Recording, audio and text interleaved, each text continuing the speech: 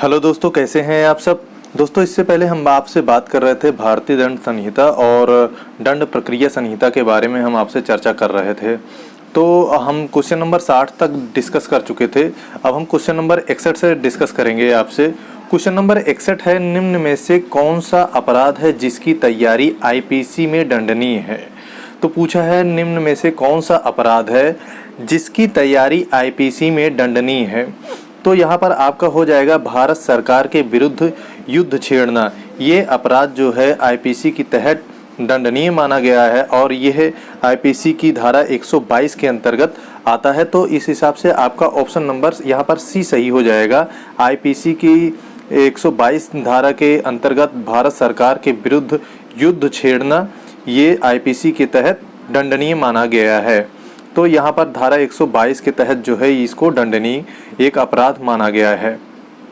अगला क्वेश्चन है, आत्महत्या करने के लिए दुष्प्रेषण की सजा का प्रावधान आईपीसी की किस धारा में है। तो यहाँ पर पूछा है, आत्महत्या करने के लिए दुष्प्रेषण की सजा का प्रावधान आईपीसी की किस धारा में है। तो यहाँ पर आत्महत्या की दुष्प्रेषण का ये प्रावधान है, ये आईपीसी की धारा 306 में है और यहाँ पर आपका ऑप्शन नंबर ए ही है। धारा 306 में इसका जो है वर्णन किया गया है।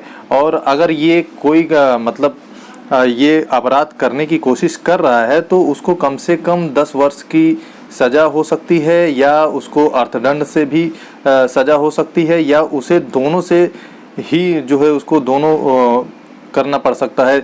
यानी कि आपको 10 वर्ष की सज़ा भी मिल सकती है और साथ ही साथ अर्थदंड यानी कि आपको पैसे के रूप में, रुपए के रूप में भी आपको जो है सज़ा सुनाया जा सकता है। क्वेश्चन नंबर 63 है, भारतीय दंड संहिता की धारा 307 का संबंध निम्न में से किससे है।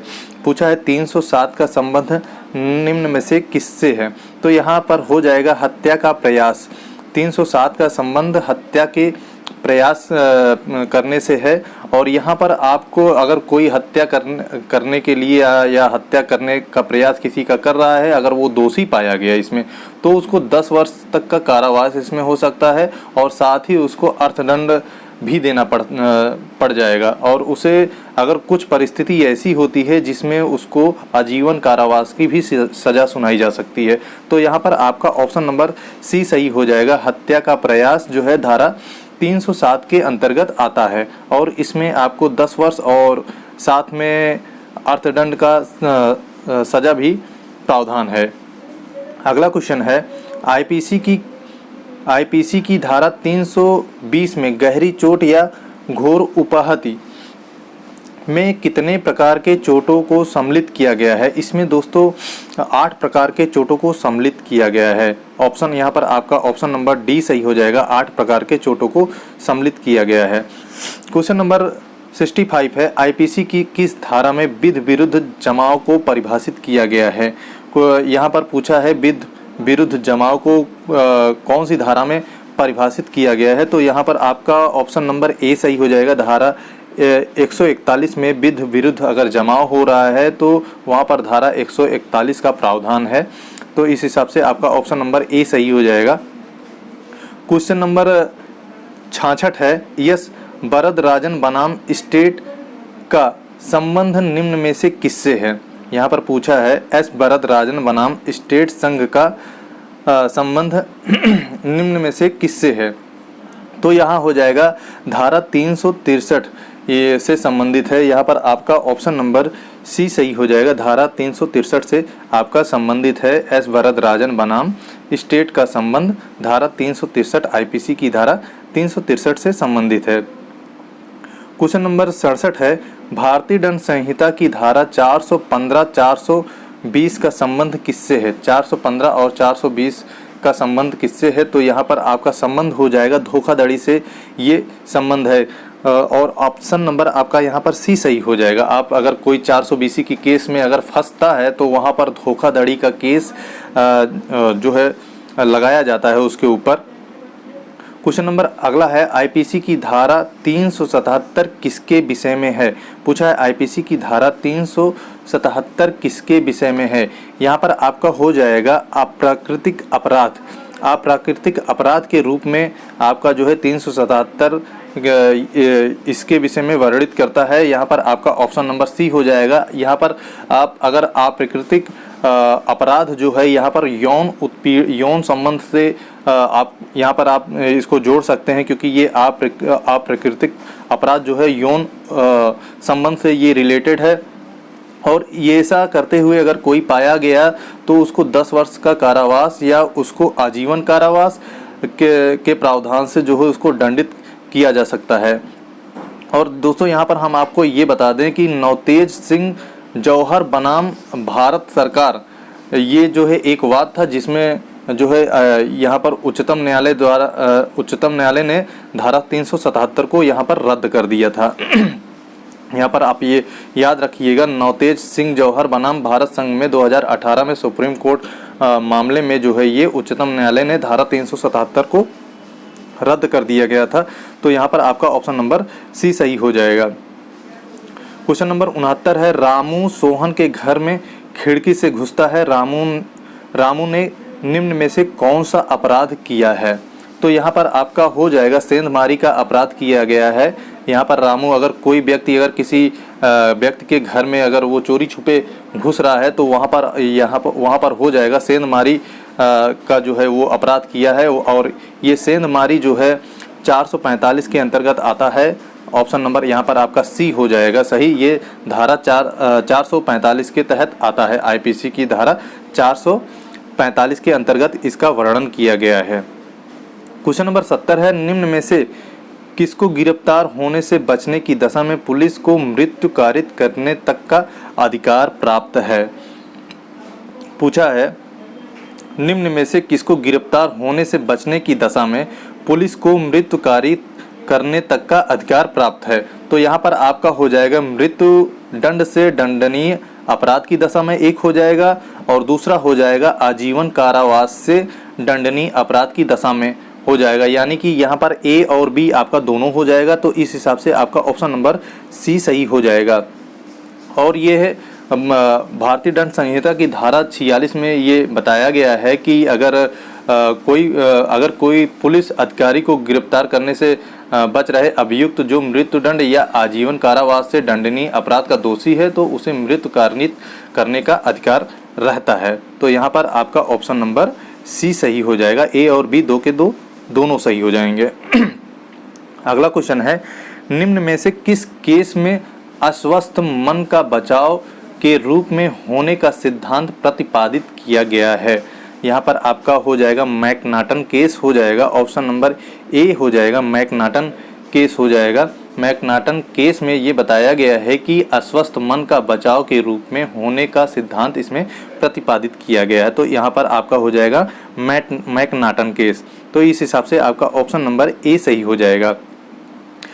अगला क्वेश्चन है, निम्न में से किसका संबंध आत्मरक्षा के अधिकार से संबंधित है? निम्न में से किसका संबंध आत्मरक्षा के अधिकार से संबंधित है? यहाँ पर आपका हो जाएगा जयदेव बनाम स्टेट। यहाँ पर आपका ऑप्शन नंबर ए सही हो जाएगा। जयदेव बनाम स्टेट ऑफ पंजाब का जो संबंध है ये आत्मरक्षा के अधिकार से संबंधित है। तो इस हिसाब से आपका ऑप्शन नंबर यहाँ पर ए सही हो जाएगा। अगला क्वेश्चन देखते हैं, दंड प्रक्रिया संहिता 1973 किस दिनांक से प्रवृत्त हुई? यहाँ पर पूछा है दंड प्रक्रिया संहिता 1973 किस दिनांक से प्रवृत्त हुई? तो ये दोस्तों 1 अप्रैल 1974 को ये प्रवृत्त हुई थी। और यहाँ पर हम बता दें 1974 के प्रथम दिन से यह प्रवृत्त होगी, ठीक है। और यह उपबंध जो है संहिता की धारा 1(3) में इसको दिया गया है। तो यहाँ पर आपका ऑप्शन नंबर डी सही हो जाएगा। 1 अप्रैल 1974 को जो है ये प्रवृत्त हुई। कौन प्रवृत्त हुई? दंड प्रक्रिया संहिता।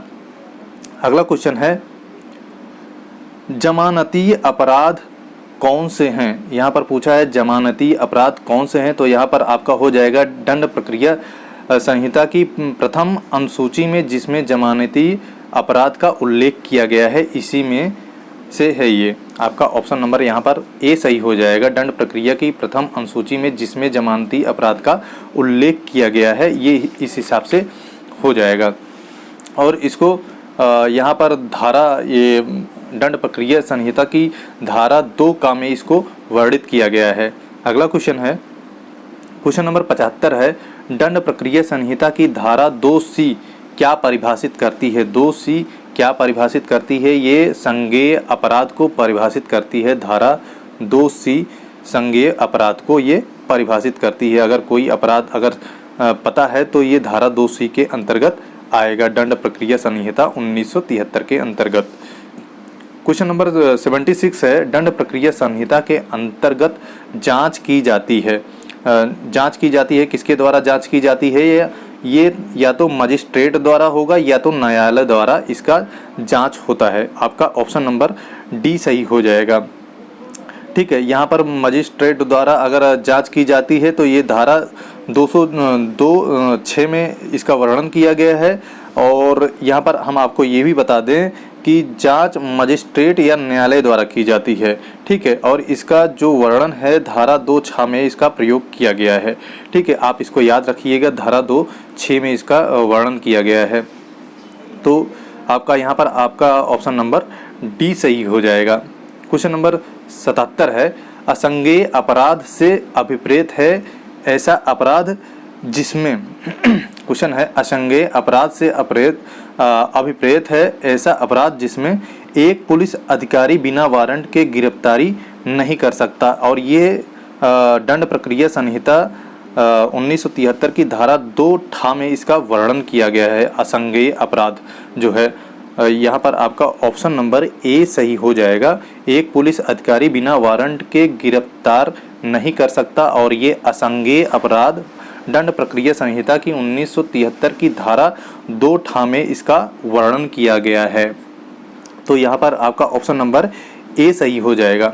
अगला क्वेश्चन है, क्वेश्चन नंबर 78 है, दंड प्रक्रिया संहिता की धारा 2(x) के अनुसार वारंट मामला वह होता है जो एक ऐसे अपराध से संबंधित है जिसकी सजा मृत्युदंड, आजीवन कारावास अथवा डैश वर्षों से अधिक अवधि का कारावास हो सकता है। यानी कि कितने वर्षों से अधिक कारावास हो सकता है? कम से कम उसको 2 वर्षों से अधिक उसको कारावास हो सकता है। तो यहाँ पर आपका ऑप्शन नंबर सी सही हो जाएगा। 2 वर्षों से उसको अधिक जो है कारावास का प्रावधान है। तो यहाँ पर आपका दंड प्रक्रिया संहिता धारा 2(x) के अनुसार अगर कोई वारंट मामला होता है तो यह अपराध इससे संबंधित है और जिसकी सजा मृत्युदंड, आजीवन कारावास या उसको 2 वर्ष से अधिक जो है उसको सजा का प्रावधान किया गया है। तो इस हिसाब से आपका ऑप्शन नंबर सी सही हो जाएगा।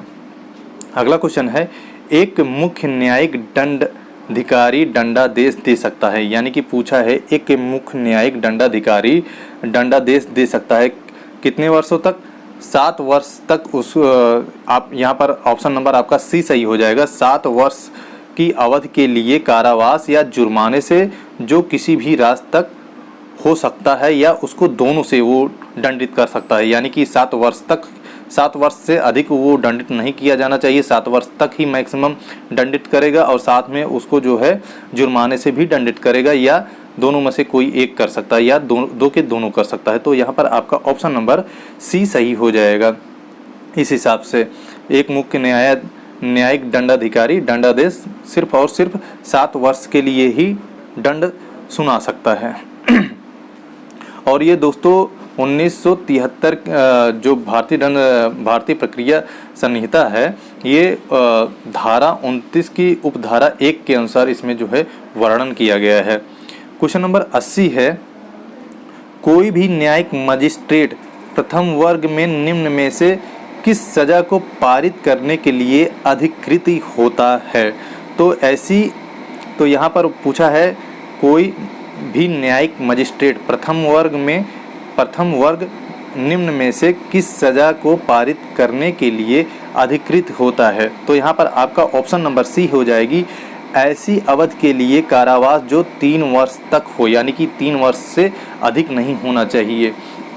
ठीक है, और ये दंड प्रक्रिया संहिता 1973 की धारा 29 की उपधारा 2 में इसका वर्णन किया गया है और जिसमें ये लिखा गया है कि मैक्सिमम 3 वर्ष के लिए ही जो है सज़ा सुना सकता है। तो यहाँ पर आपका ऑप्शन नंबर सी सही हो जाएगा। तो यहाँ पर आपका इस हिसाब से ऑप्शन नंबर सी सही हो जाएगा। दोस्तों अगर आप यूपीएससी की तैयारी कर रहे हैं तो अच्छे से तैयारी करिए और लग जाइए, अभी भी टाइम है, क्योंकि अभी डेट क्लियर नहीं हुआ है कि कब एग्ज़ाम होगा। आपके पास टाइम भी है, 1-2 महीने भी हैं जिसमें आप अच्छी खासी तैयारी कर सकते हैं। क्वेश्चन नंबर 81 है, द्वितीय श्रेणी के मजिस्ट्रेट के न्यायालय द्वारा निम्न में से कौन सा दंडादेश पारित किया जा सकता है। यहाँ पर पूछा है द्वितीय श्रेणी के मजिस्ट्रेट के न्यायालय द्वारा निम्न में से कौन सा दंडादेश पारित किया जा सकता है। तो यहाँ पर हो जाएगा 1 वर्ष से अनधिक अवधि के लिए कारावास, यानी कि कम से कम 1 वर्ष के लिए उसको जो है कारावास की अवधि जो है उसको सुनाई जा सकती है। और ये दंड प्रक्रिया संहिता की धारा 29(3) के अंतर्गत इसका वर्णन किया गया है। तो यहाँ पर आपका ऑप्शन नंबर बी सही हो जाएगा। 1 वर्ष से अनधिक अवधि के लिए कारावास, यानी कि मैक्सिमम 1 वर्ष तक के लिए उसको कारावास का हो सकता है। और ये दंड प्रक्रिया संहिता की धारा 29(3) के अंतर्गत इसका वर्णन किया गया है। ठीक है, तो अगला क्वेश्चन देखते हैं। क्वेश्चन नंबर 82 है, पुलिस अधिकारी बिना मजिस्ट्रेट के आदेश तथा बिना वारंट के किसी व्यक्ति को गिरफ्तार कर सकेगा। यहाँ पर पूछा है पुलिस अधिकारी बिना मजिस्ट्रेट के आदेश तथा बिना वारंट के किसी व्यक्ति को गिरफ्तार कर सकेगा। कब कर सकेगा? जो पुलिस अधिकारी की उपस्थिति में संज्ञेय अपराध करता है, यानी कि अगर पुलिस कोई है, उसके होने के बाद भी अगर कोई अपराध कर रहा है तो भी वो पुलिस जो है गिरफ्तार कर सकता है, और वह 41 का के अंतर्गत आता है। और दूसरा है जो संहिता के अधीन या राज्य सरकार के आदेश द्वारा अपराधी उद्घोषित किया गया है, तो इस स्थिति में उसको गिरफ्तार हो सकता है वो व्यक्ति। और यह 41 गा में इसका वर्णन किया गया है, धारा 41(1) का गा में इसका वर्णन किया गया है। और तीसरा है जो पुलिस अधिकारी द्वारा उसके विधिपूर्ण कर्तव्यों के निष्पादन में बाधा करता है। ठीक है, अगर जो विधिपूर्ण जो कर्तव्य है उसमें जो है वो बाधा डालता है, तो इस हिसाब से भी पुलिस उसको गिरफ्तार कर सकता है बिना किसी वारंट के। और यह 41(1) के अंग्या में इसका वर्णन किया गया है।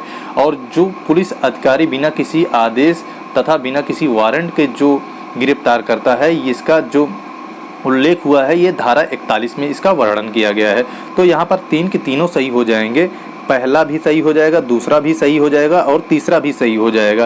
कहने का मतलब आपका ऑप्शन नंबर डी सही हो जाएगा। उपर्युक्त सभी परिस्थितियों में जो है पुलिस जो है बिना किसी वारंट और बिना किसी गिरफ्तारी के जो है आपको गिरफ्तार कर सकता है। क्वेश्चन नंबर 83 है, दंड प्रक्रिया संहिता की धारा 41 का के अंतर्गत राज्य सरकार पुलिस नियंत्रण कक्ष स्थापित करेगी। क्वेश्चन नंबर 83 है, दंड प्रक्रिया संहिता की धारा 41 गा के अंतर्गत राज्य सरकार पुलिस नियंत्रण कक्ष स्थापित करेगी। यहाँ पर हो जाएगा राज्य तथा जिला स्तर पर जो है इसको स्थापित करेगी। और यहाँ पर आपका ऑप्शन नंबर डी सही हो जाएगा, राज्य तथा जिला स्तर पर इसको जो है स्थापित करेगी। और दोस्तों इसमें होता क्या है, राज्य स्तर और जिला स्तर पर इसलिए मतलब स्थापित करती है क्योंकि इसमें जो पुलिस नियंत्रण जो कक्ष हैं और उनमें जो गिरफ्तार हुए व्यक्ति हैं उनका ब्यौरा लिखा जाता है, और जो पुलिस उसको गिरफ्तार किया गया है और उस पुलिस का भी उसमें ब्यौरा लिखा जाता है। ठीक है, इस हिसाब से आपका ऑप्शन नंबर डी सही हो जाएगा। क्वेश्चन नंबर 84 है, दंड प्रक्रिया संहिता की कौन सी धारा सैन्य बलों के सदस्यों को गिरफ्तारी से सुरक्षा प्रदान करने का प्रावधान करती है। तो यहाँ पर आपका हो जाएगा धारा 45 के अंतर्गत जो है सैन्य बलों के सदस्यों को गिरफ्तारी से सुरक्षा करने का प्रावधान है। यहाँ पर आपका ऑप्शन नंबर बी सही हो जाएगा। तो इस हिसाब से दंड प्रक्रिया संहिता की जो है धारा 45 में ये बताया गया है कि अगर सैन्य बल के सदस्य को गिरफ्तारी का जो सुरक्षा प्रदान कर रहा है तो वो धारा 45 में उसको बताया गया है। क्वेश्चन नंबर 85 है, बिना वारंट के गिरफ्तार करने के बाद मजिस्ट्रेट के आदेश के बिना पुलिस अधिकारी द्वारा गिरफ्तार किए गए व्यक्ति को अभिरक्षा में रखने की अवधि कितनी हो सकती है। तो यहाँ पर मैक्सिमम 24 घंटे तक ही वो पुलिस अधिकारी किसी भी जो गिरफ्तार किया गया व्यक्ति है उसको 24 घंटे की अवधि तक उसको रख सकता है, और ये धारा 57 में इसका वर्णन किया गया है। ठीक है, ये मैक्सिमम 24 घंटे तक किसी व्यक्ति को जो गिरफ्तार हुआ है उसको 24 घंटे तक ही रख सकता है, और ये दंड प्रक्रिया संहिता की धारा 57 में इसका वर्णन किया गया है। क्वेश्चन नंबर 86 है, दंड प्रक्रिया संहिता की धारा 77 के अंतर्गत वारंट निष्पादित किया जा सकता है। क्वेश्चन नंबर 86 है, दंड प्रक्रिया संहिता की धारा 77 के अंतर्गत वारंट निष्पादित किया जा सकता है। तो यहाँ पर आपका हो जाएगा ऑप्शन नंबर डी सही हो जाएगा। भारत में किसी भी स्थान पर इसको जो है निष्पादित किया जा सकता है। तो यहाँ पर धारा 77 में ये बताया गया है, दंड प्रक्रिया संहिता 1973 की धारा 77 में ये बताया गया है कि वारंट निष्पादन के संबंध में जो प्रावधान है, और धारा 77 के अनुसार जो बताया गया है, गिरफ्तारी का वारंट भारत के किसी भी स्थान पर इसको निष्पादित किया जा सकता है। ठीक है, तो यहाँ पर आपका इस हिसाब से ऑप्शन नंबर डी सही हो जाएगा। क्वेश्चन नंबर 87 है, निम्नलिखित में से किस वाद में उच्चतम न्यायालय ने यह निर्णय दिया कि दंड प्रक्रिया संहिता की धारा 125 सभी पर लागू होती है, चाहे वह किसी धर्म का अनुयायी हो। तो ये कौन सा वाद था? तो ये हो जाएगा मोहम्मद अहमद खान बनाम शाहबानो बेगम। यहाँ पर आपका ऑप्शन नंबर ए सही हो जाएगा। मोहम्मद अहमद खान बनाम शाहबानो बेगम का जो वाद था, इसी में ये बताया गया है कि धारा 125 जो है सभी पर लागू होती है, चाहे वह किसी भी धर्म का हो। इस हिसाब से आपका ऑप्शन नंबर ए सही हो जाएगा। अगला क्वेश्चन है, विधि विरुद्ध जमाव को तितर बितर करने का समादेश कौन दे सकता है? क्वेश्चन अच्छा है, विधि विरुद्ध जमाव को तितर बितर करने का समादेश कौन दे सकता है? या तो आपका जो है कार्यपालक मजिस्ट्रेट दे सकता है, या तो आपका थानेदार दे सकता है। दोनों में से कोई भी दे सकता है, यानी कि आपका ऑप्शन नंबर यहाँ पर डी सही हो जाएगा। ए अथवा सी, दो के दोनों सही हो जाएंगे। ठीक है, और इसका वर्णन 129 के 1 में इसका वर्णन किया गया है। ठीक है, तो ये आप धारा भी याद कर लीजिएगा, कौन सा धारा दंड प्रक्रिया की कौन सी धारा है और भारतीय दंड संहिता की कौन कौन सी धाराएं हैं। तो दोनों में थोड़ा सा कन्फ्यूजन होता है, तो ये आप अगर रोज़ पढ़ेंगे तभी आपको ये क्लियर हो जाएगा दंड प्रक्रिया संहिता क्या होती है और भारतीय दंड संहिता क्या होती है, इसके अंतर्गत कौन कौन सी धाराएँ आती हैं। तो क्वेश्चन नंबर अगला है, क्वेश्चन नंबर 89 है, दंड प्रक्रिया संहिता की धारा 154 के अधीन प्रथम सूचना रिपोर्ट दी जा सकती है। क्वेश्चन है, दंड प्रक्रिया संहिता की धारा 154 के अधीन प्रथम सूचना रिपोर्ट दी जा सकती है, केवल जो है संज्ञेय अपराध के संबंध में ही इसको जो है प्रथम सूचना का रिपोर्ट दिया जा सकता है। यहाँ पर आपका ऑप्शन नंबर ए सही हो जाएगा। और ये जो है दंड प्रक्रिया संहिता 1973 की धारा 154 के 1 के अंतर्गत जो है इसको बताया गया है कि केवल संज्ञेय अपराध के बारे में जो है ही इसको प्रथम सूचना रिपोर्ट दी जा सकती है। तो यहाँ पर आपका ऑप्शन नंबर सी सही हो जाएगा। अगला क्वेश्चन है, निम्नलिखित में से कौन सा वाद प्रथम सूचना रिपोर्ट पर एक दिग्दर्शक वाद है? अच्छा क्वेश्चन है, निम्नलिखित में से कौन सा एक वाद प्रथम सूचना रिपोर्ट पर एक दिग्दर्शक वाद है? तो ये आपका हो जाएगा ललिता कुमारी बनाम उत्तर प्रदेश राज्य। यानी कि प्रथम सूचना रिपोर्ट आप कह सकते हैं FIR।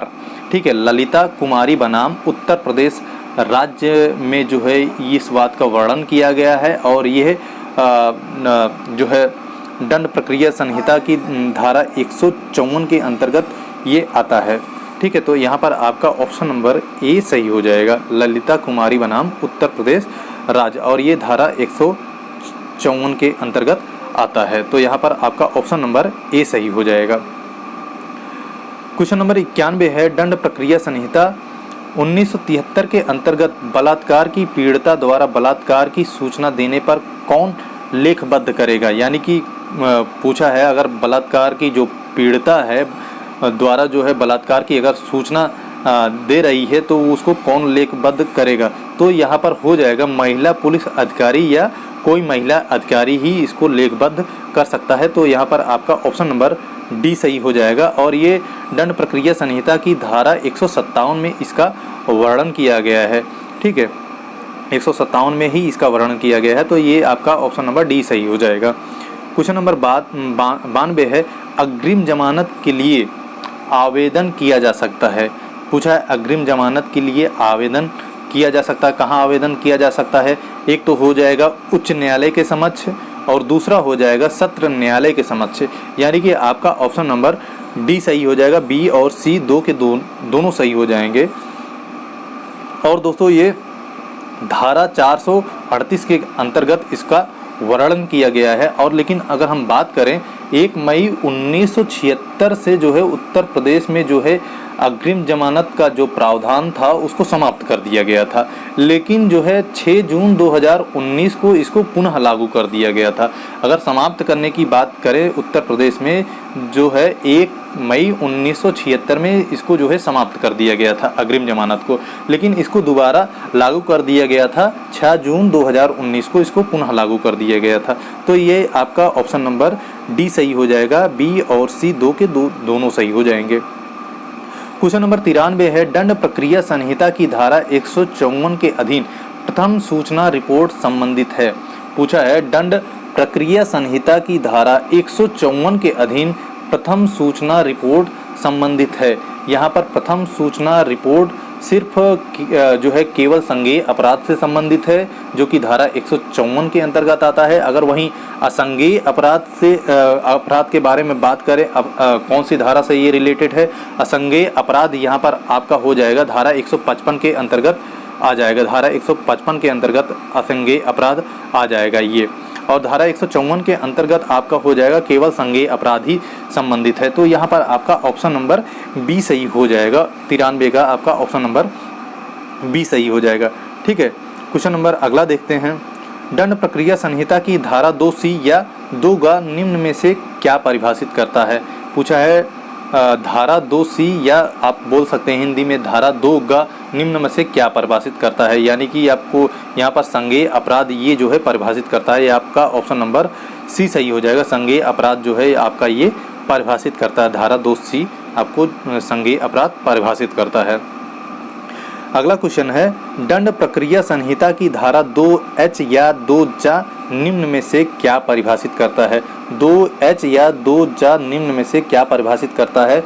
ये आपका अन्वेषण यानी कि इन्वेस्टिगेशन को परिभाषित करता है। और इसमें होता क्या है कि कार्यवाहिका के जो साक्ष्य हैं उसको एकत्रित किया जाता है। इन्वेस्टिगेशन में किसी का साक्ष्य जो है, एविडेंस जो है, उसको कलेक्ट किए जाते हैं। तो यहाँ पर आपका ऑप्शन नंबर ए सही हो जाएगा। ये धारा 2H और या 2J जो है इन्वेस्टिगेशन से रिलेटेड है, यानी कि अन्वेषण जो है रिलेटेड है। इस हिसाब से आपका ऑप्शन नंबर ए सही हो जाएगा। क्वेश्चन नंबर 96 है, दंड प्रक्रिया संहिता की किस धारा में विवाह के विरुद्ध अपराधों के लिए अभियोजन को प्रावधानित किया गया है?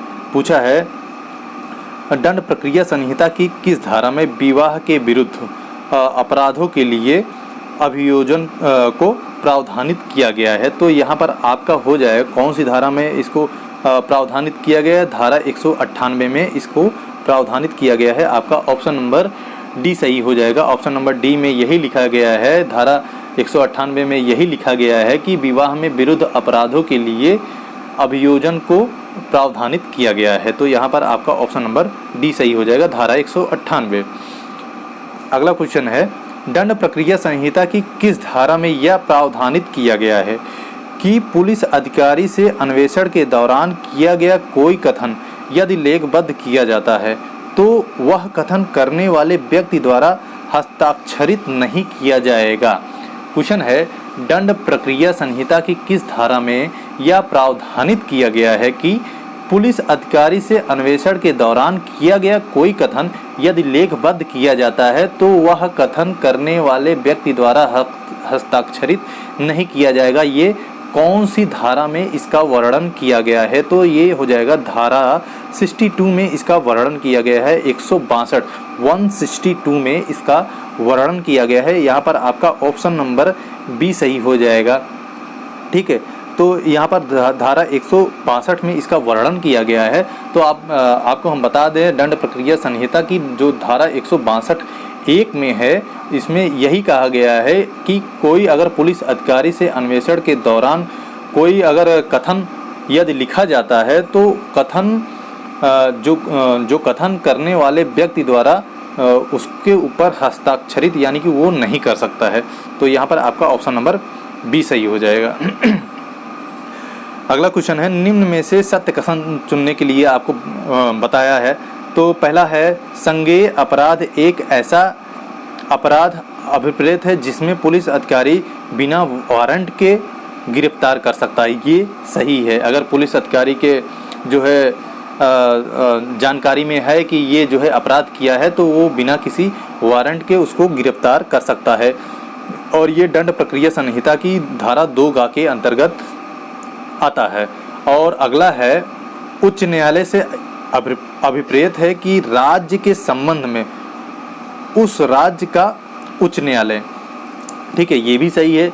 और ये दंड प्रक्रिया संहिता की धारा 2 में इसका वर्णन किया गया है, यानी कि आपका बी और सी दो के दोनों सही हो जाएंगे। आपका ऑप्शन नंबर सी सही हो जाएगा।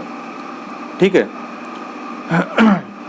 क्वेश्चन नंबर 99 है, अपराधी द्वारा कारित अपराध संज्ञेय है अथवा असंज्ञेय, जमानती है अथवा गैर जमानती। इसका निर्धारण निम्नलिखित में उल्लेखित प्रावधान से होता है। किससे होता है?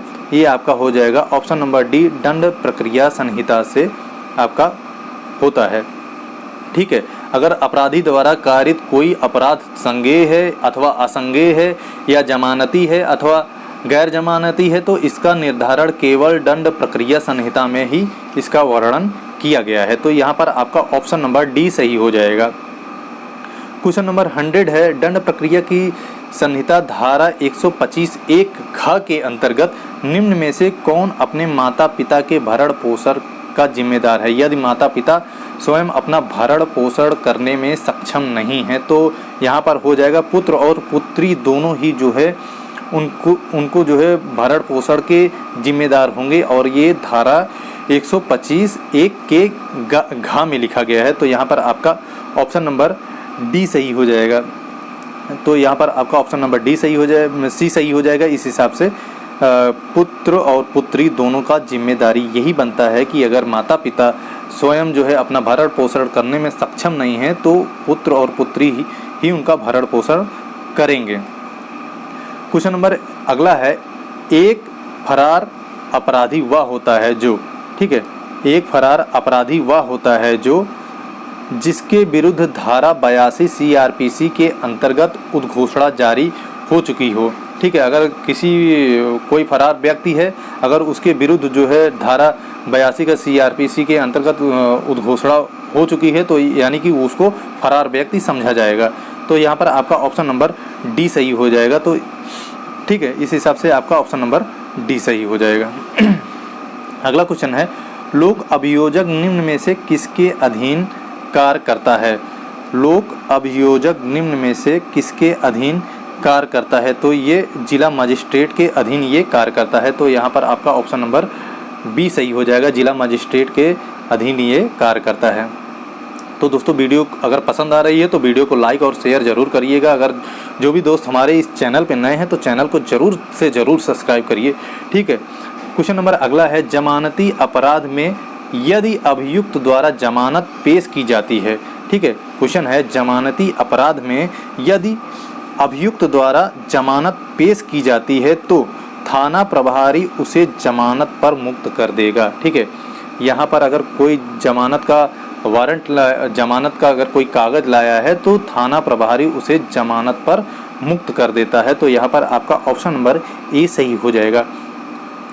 अगला क्वेश्चन है, क्वेश्चन नंबर 104 है, बंदी को न्यायालय ले जाने व प्रस्तुत करने के लिए हथकड़ी लगाने हेतु किसकी पूर्वानुमति लिया जाना आवश्यक है?